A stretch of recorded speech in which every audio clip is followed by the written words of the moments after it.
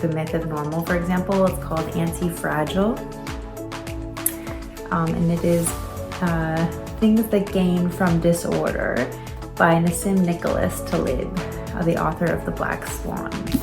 And in this book, he talks about, just this idea that the thing that is anti-fragile is things that not only gain from chaos, but need it in order to survive and flourish. The resilient resists shocks and stays the same. The anti-fragile gets better and better. What is crucial is that the anti-fragile loves errors as it occurs small harm and large benefits from them. Spanning politics, urban planning, war, personal finance, economic systems, and medicine, Antifragile is a blueprint for living in a black swan world.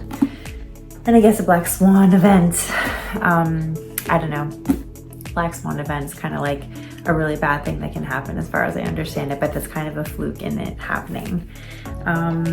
So I haven't gotten very far in this book, I think because it's probably one of those things, like I was saying before, that sort of, if it's not totally in line with how you already believe, you might not be as receptive to it. So I don't think I got as far, but I am really interested. Neomania, that makes us build black swan vulnerable systems, quote unquote progress.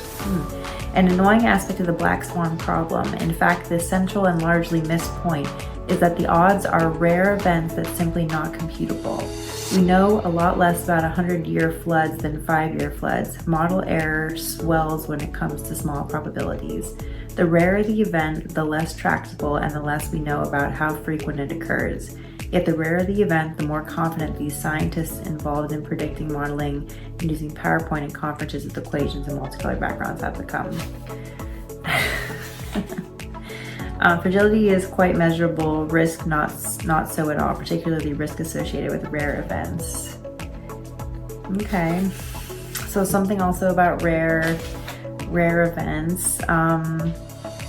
The fragilista, medical, economic, social planning, is one who makes you engage in politics actions all artificial, in which the benefits are small and visible and the side effects potentially severe and invisible. There is the medical fragilista who over-intervenes in denying the body's natural ability to heal and gives you medications with potentially very severe side effects.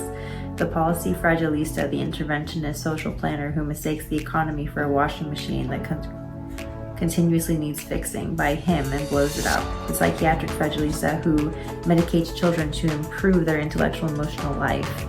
The soccer mom fragilista, the financial fragilista who makes people use risk models that destroy the banking system, then uses them again. The military fragilista who disturbs complex systems. The predictor fragilista who encourages you to take more risks, and many more. Okay. So I don't know if folks are getting the point of that, but I guess there's also this idea of like minimal intervention. I'm a child psychologist. I don't know exactly what he means by like medicating folks or children specifically in order to have them have a better emotional and intellectual life. I mean, we do that, but I think sometimes medication, quite honestly, can really be helpful to folks. I mean, if you're somebody who has really suffered from depression or anxiety or ADHD especially, I think medication can actually be really helpful. So I don't know if he's not necessarily saying that in this book, but just this idea, I just want to introduce this idea that I think is really interesting about how, again, I think the right amount of pressure, and if I read more, we might get a little bit more into this idea of like, what is the right amount of pressure? So that now, I will say I cheated a little bit because the Anti-Fragile book made me think of another book, this idea again about how much stress makes us strong and have more longevity versus how much stress is going to hurt us and make us sick and die sooner. And this idea that you can be, there's the thing about this anti-fragile, whereas like chaos and stress actually like makes it become stronger. Like, I guess you use the example of like your bones become stronger when they're under stress, but I think that's also as long as they're getting the proper nourishment that they need, like enough calcium in your diet. I think your bones would not do well under stress if they didn't have the proper nutrition. But this idea about fragility also just made me think of a book that was not actually on my coffee table, but it was not far away. It was just right over on my bookshelf.